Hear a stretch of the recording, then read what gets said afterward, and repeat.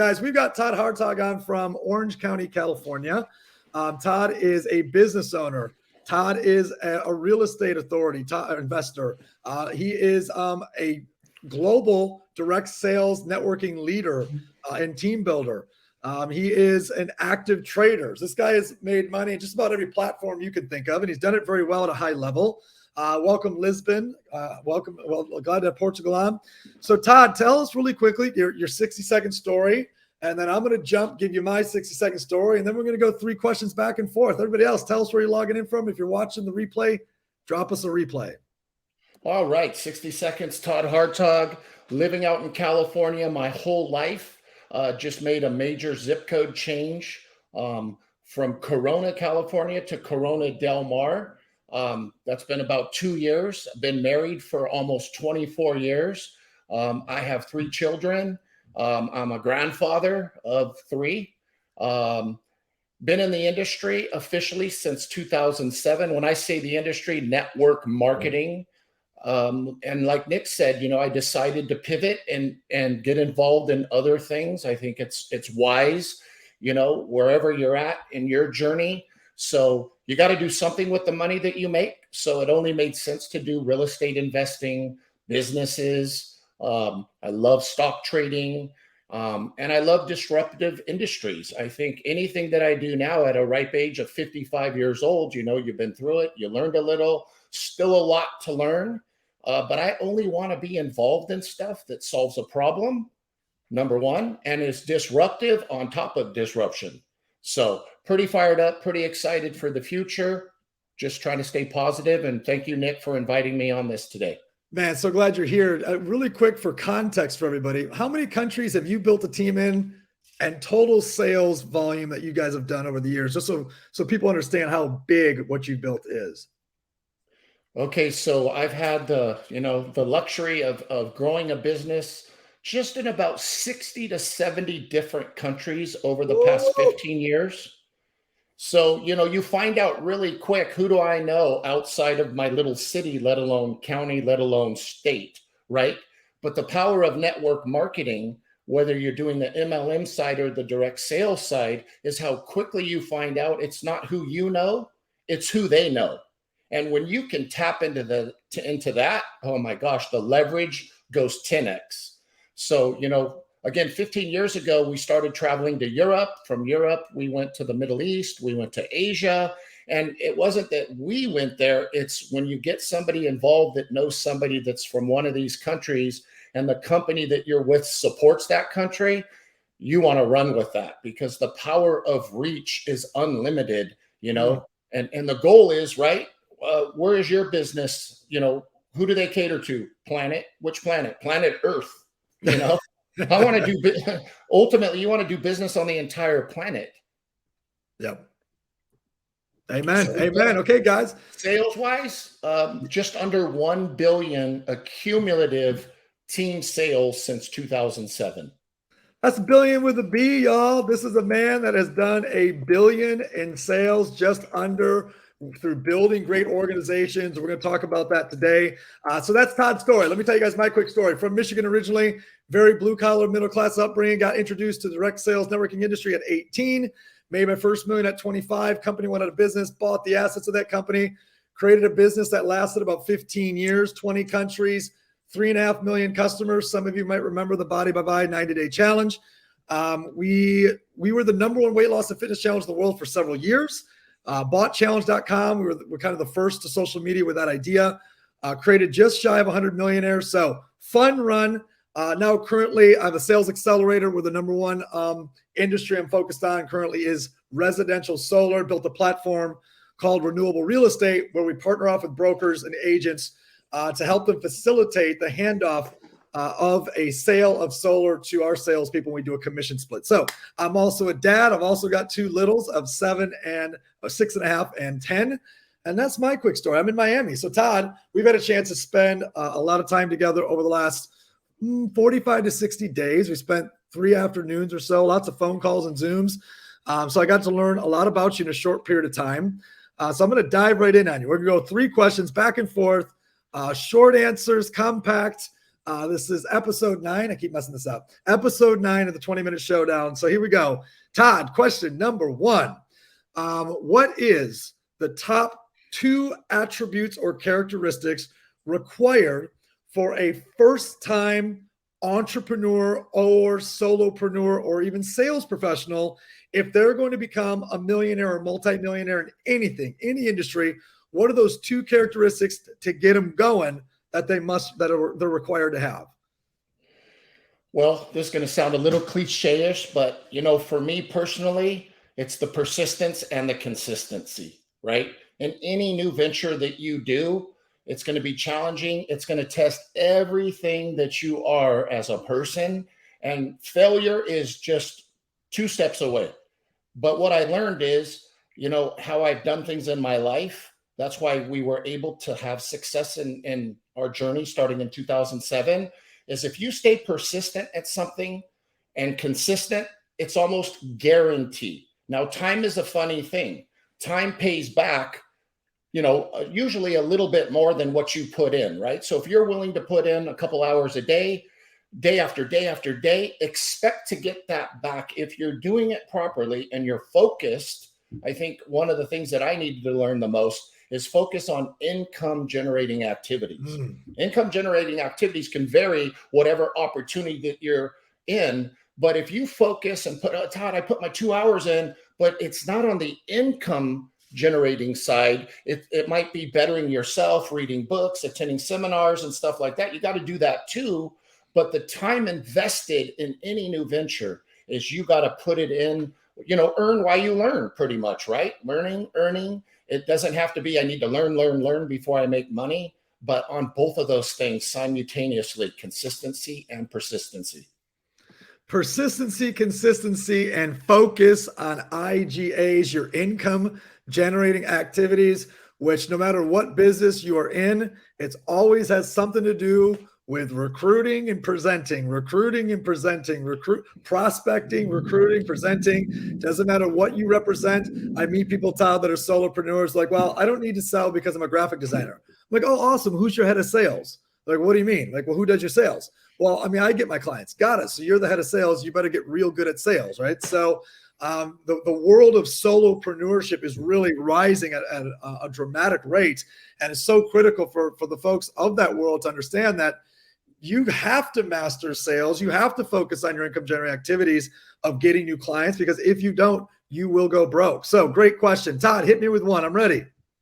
All right. So if you could do it all over again, what would you do differently in your first year? Ooh, in my first year.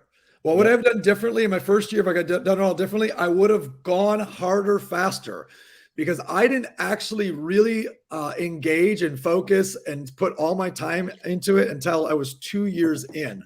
So I would have drank the Kool-Aid faster. I would have bought the story, bought the hype, whatever you want to say. I would have believed faster, harder, stronger right out of the get-go, because that was 2 years of lost time.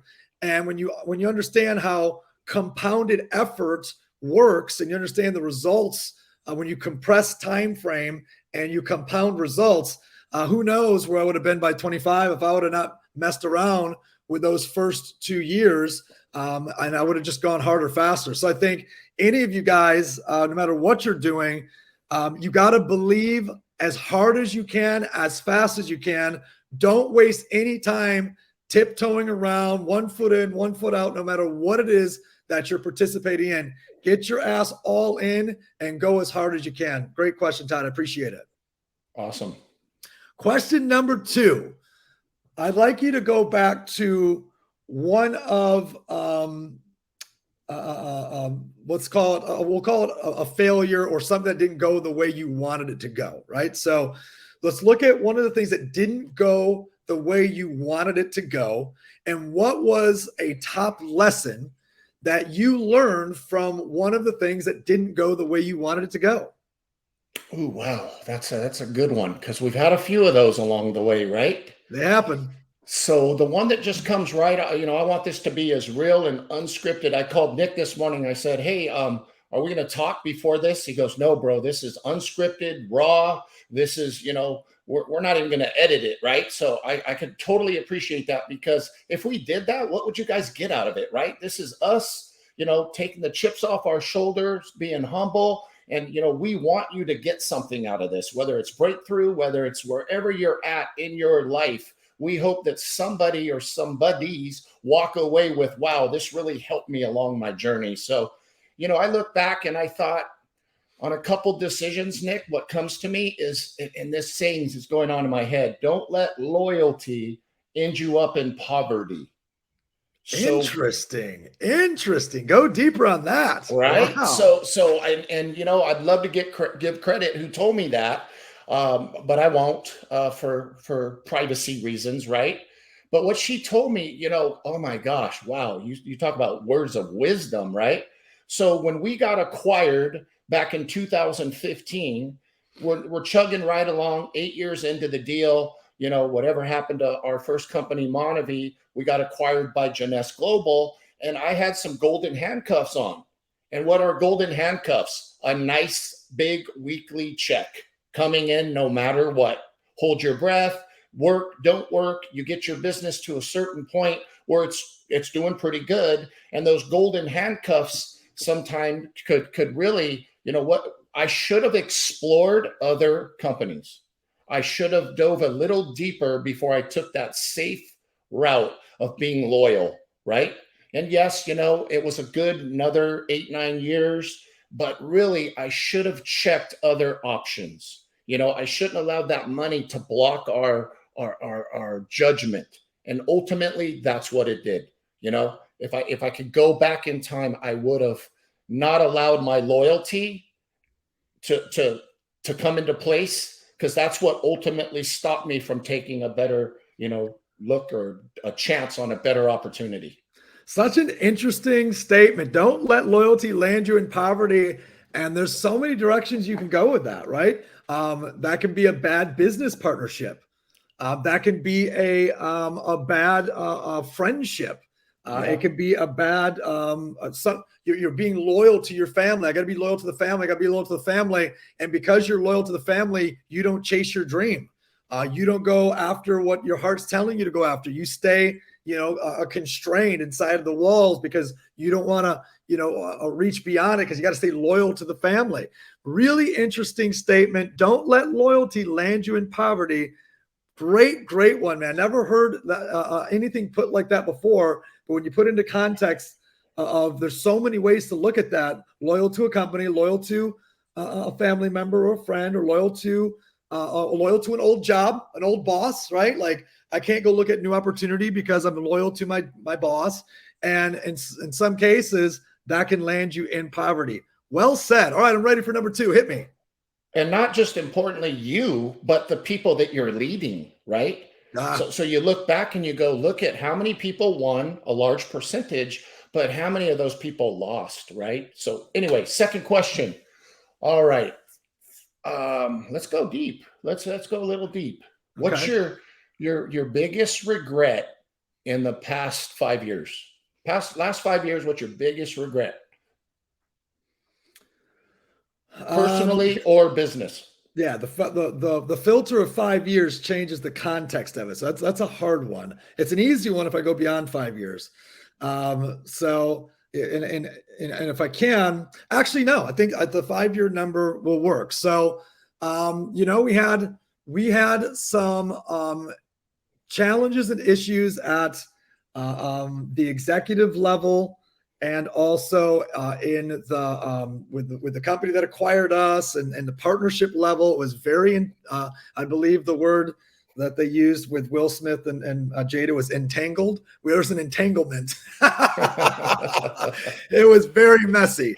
Because of that, we didn't take swift enough action and I think fierce enough action and decisions that were best or right for company or for the whole. And it actually ironically piggybacks right on what you just stated about don't let loyalty land you in poverty. So he's almost run right into each other. because of, the loyalties of friendship and relationship and a partnership, etc. It became detrimental to the results and success in the future of company. And one regret is not making difficult decisions at an executive level much quicker, much faster, as it pertained to the direction and the outcomes of the company as a whole. So tough question, but that's as far as I can go on the answer. So don't you think, I look back at my life, and when I had one of my breakthrough moments, and I wish we were conversing back in those days, right? Yeah. 8-9 years ago, when I had to go through my decision, and the same thing with you when you had to go through your decision. But I always tell people, if this is that one thing that you guys get from this today, who is on your board?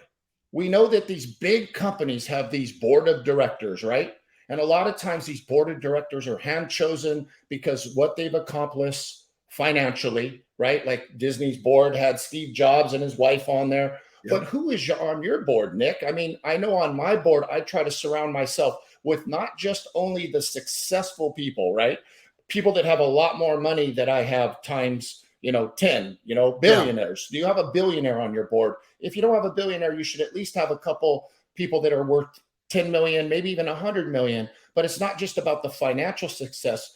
How are they as a character, right? Yeah. Their morality, what is their beliefs? Is it win at all costs? Is it money grab syndrome? I had this conversation with somebody the other day. If I was all about the money grab and who cares about the people below me, who cares if they win or lose? It's just about me winning and grabbing enough money so I can survive and move forward.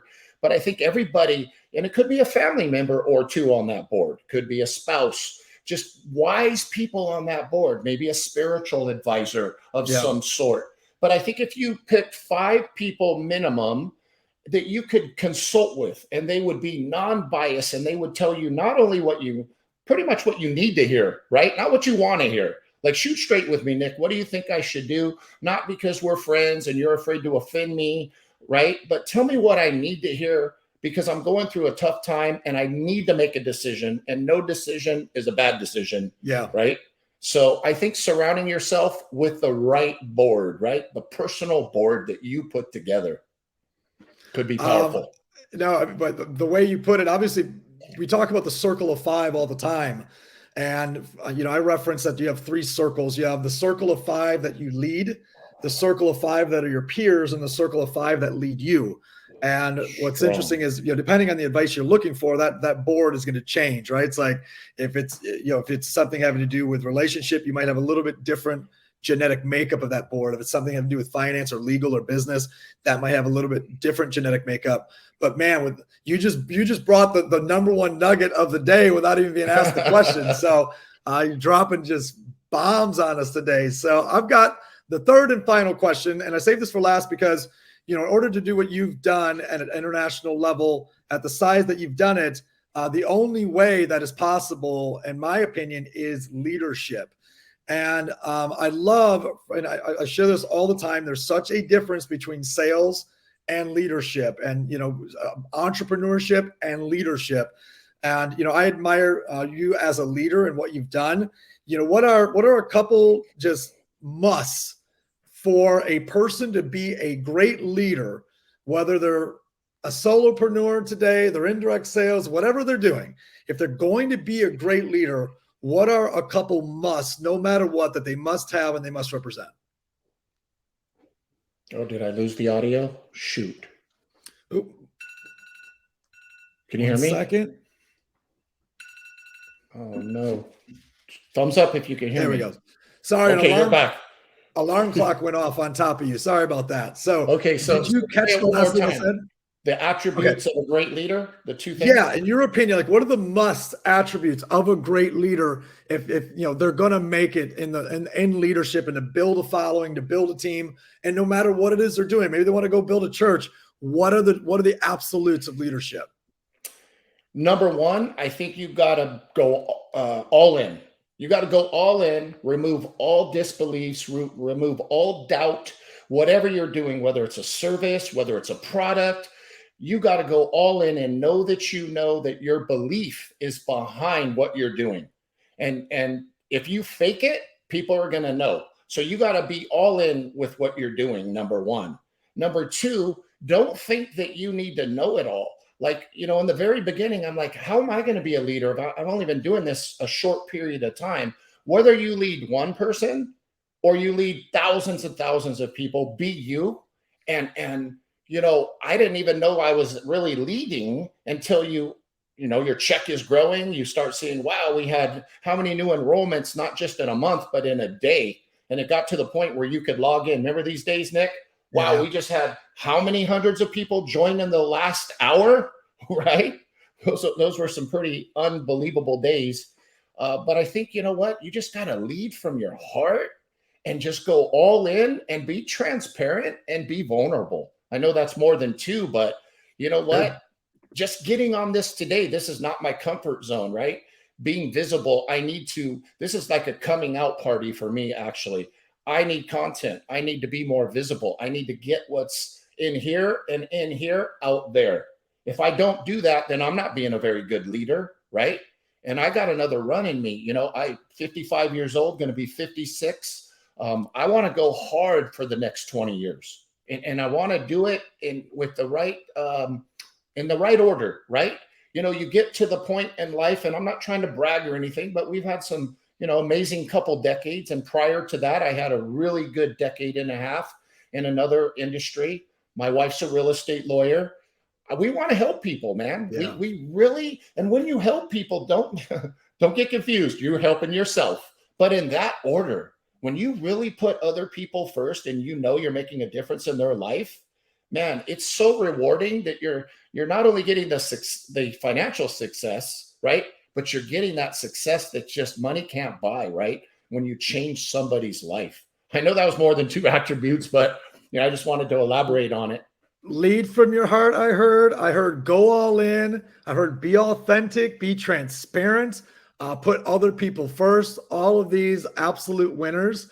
By the way, you need to be pumping out content because you're fantastic. You're like a walking quote book, man. Everything you say is just gold. So appreciate that. Beautifully shared. And, by the way, anyone that wants to, drop a question in there, feel free. If we get extra time here at the end, we'll try to do a bonus round. Drop a question in the comments if you guys have one for Todd. Todd, I'm ready for the last question, brother. Hit me with the final. All right, let's go a little different direction. Okay. I know there's a ton of people raising children right now. Some Yes, of sir. you are raising them, in a relationship. Some of you are not currently in a relationship. What do you think, in today's world, right? With the world we're living in, with the Instagram and the social media, man, raising kids right now, what would you tell people, Nick, right now about raising grade school kids, any age kids right now?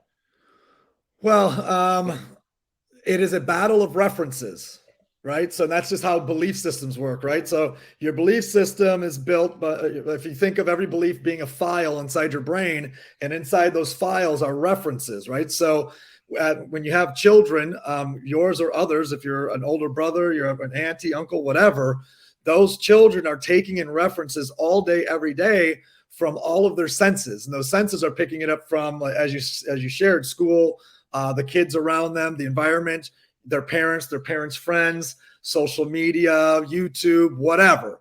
And it's creating beliefs for them on every single topic that they're going to lean on as they become a teenager, a young adult, and then an adult. So therefore, knowing this to be factual truth, this isn't theory, it's beliefs determine your actions, actions determine your results, and your beliefs are just a collection of references that you accumulated as a child. I am very aware of that, and I make sure I over deliver with as many references as I can inside of what I call a family curriculum, right? So I teach my kids entrepreneurship, leadership, investing. I teach them about philanthropy and social impact. I teach them about about health and fitness. I do not leave it to the school system to educate my kids, right? I'm not like sitting back going, man, I hope these teachers get it right. I hope that 25-year-old teacher 26-year-old teachers nailed it for my kid.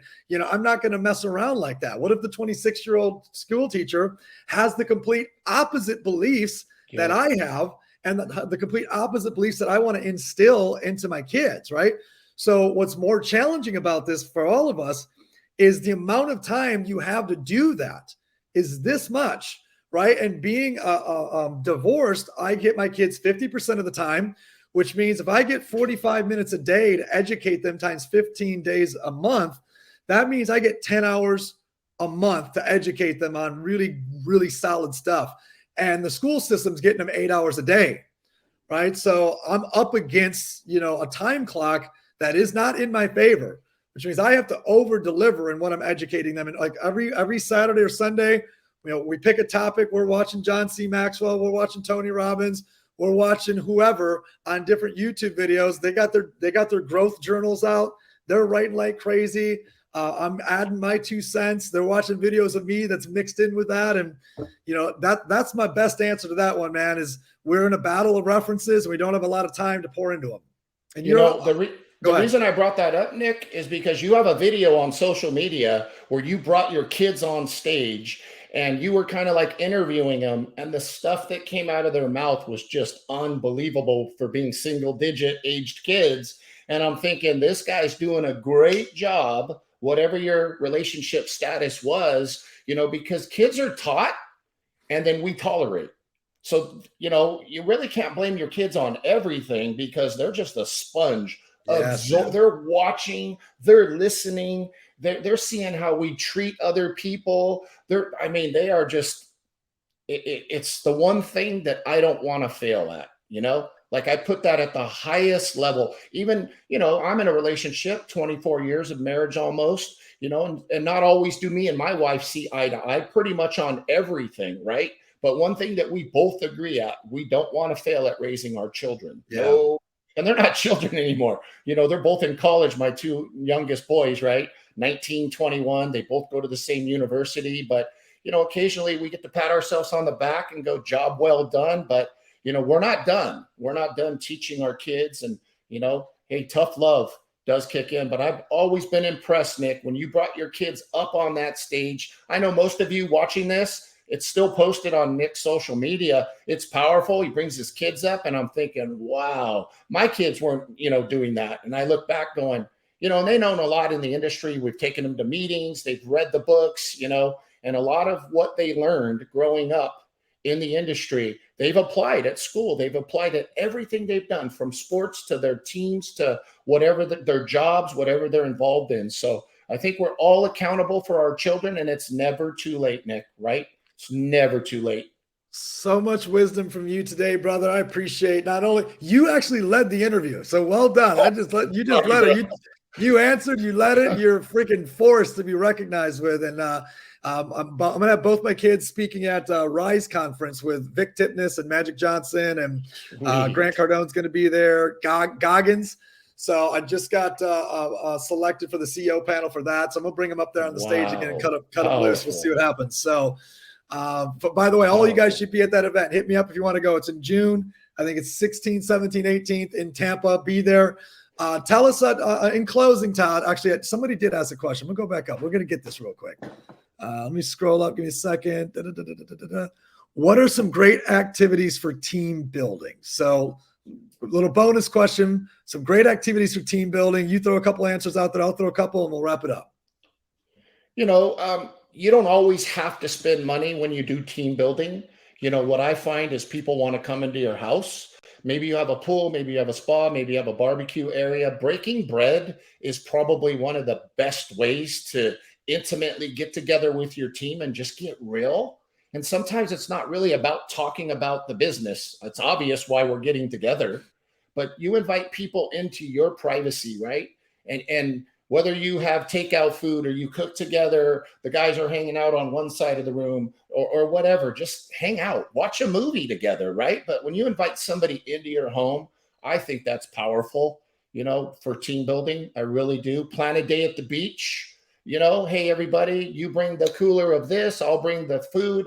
Let's throw up some easy ups, bring the kids, again, the family, the intimacy, that's just the bond that you're building. And the loyalty that is created there, whoo, powerful, powerful. You hit the last one there that I was going to share, so I'll just add it and just emphasize it. All team building should include spouses and significant others, because you must have the buy-in. Doesn't matter what you're doing, what company you're building. You have to have the buy-in from both sides of the family, significant other, spouses, kids, whatever. Make sure they're always included in every team building activity, because that's going to get you, it's going to get you the actions that you want, because you have buy-in from multiple parties. Todd, where can everybody find you? Where can everybody go find you online, social, anything you want to tell them before we jump off? The name, just Todd Hartog official on Instagram. We've all been a victim of that fun Instagram stuff, but now we got the blue check, right? So Todd Hartog pretty much on every social media. Even though my son is named Todd, some stuff it's Todd A for my middle name, Alan. So, just gonna stay tuned, because this is my launching pad, Nick, for more content, more content, more content. I need to get out there. I need to be, I'm cool with, I wish I was your age, Nick, 10 years. I mean, you're 13, 14 years younger than me.